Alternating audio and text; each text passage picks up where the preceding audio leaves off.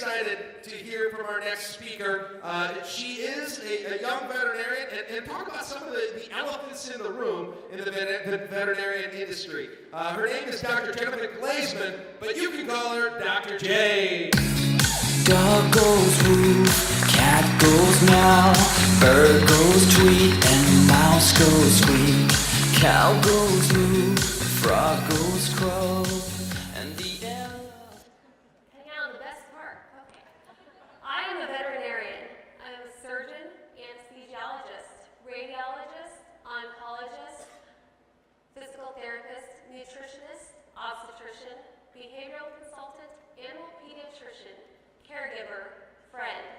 Then, like many small business owners, I also deal with law, accounting, payroll, taxes, human resources, inventory, facilities management, advertising, but at the end of the day, I'm just me. There are tons of demands on a veterinarian's abilities. I mean, we're here saving lives, folks, while touching people's lives through their animals. Throw in the diverse nature of running a business, and taking on a veterinary practice can be a daunting task, but also a very rewarding one. There is a huge dilemma in the veterinary profession. It started out insidiously, but has grown to such proportion that it has been termed the elephant in the room at veterinary meetings. Tuition rates and veterinary graduate debt are increasing, while the starting salaries for newly minted veterinarians have actually dropped in recent years. This has created an ever-widening income-to-debt ratio and even led some veterinarians who love their profession to tell interested, enthusiastic youngsters to consider another career choice. Can you imagine being told before you even start that your dream job is a waste of time because you won't be able to afford it? This is particularly significant for Nebraska, where cattle outnumber people 7-1. Animal agriculture is a pivotal industry for our economy. Add to that the family dog, cat, and other pets, food safety and public health, and Nebraskans need veterinarians. In Nebraska, there are fewer practicing veterinarians under the age of 35 than what there are over the age of 61. 64% of veterinarians in Nebraska are in rural communities, but only 18% of veterinarians in rural communities are under the age of 35. How will things change if we discourage young people from becoming veterinarians? Or if younger veterinarians migrate out of rural areas because of financial constraints? Who's going to fill the gap by retiring veterinarians?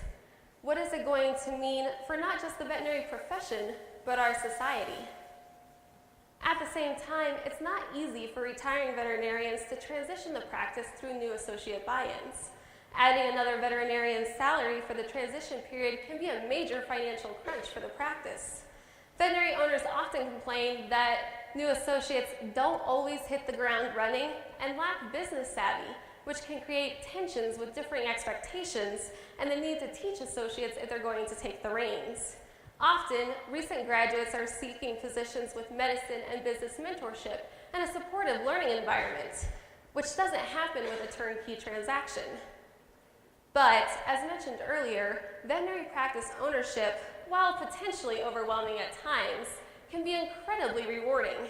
I mean, sure, being your own boss is cool, and there are other perks, such as a sense of accomplishment and just pride of ownership, as well as the neat motivation of different daily challenges, which honestly is why half of us love veterinary medicine anyway, the problem fixing of patients that can't talk. You have a Rubik's Cube. I have your 15-year-old ain't doing right cat or that outbreak of coughing, snotty-nosed calves.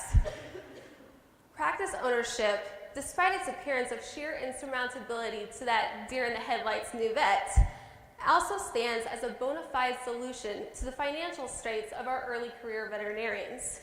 Research has shown practice owners earn $1 million more in their lifetime than those that choose to remain as associates. And early career owners rake in about $500,000 more than those that pursue practice ownership about 10 years out, which is a pretty typical trend in the Midwest.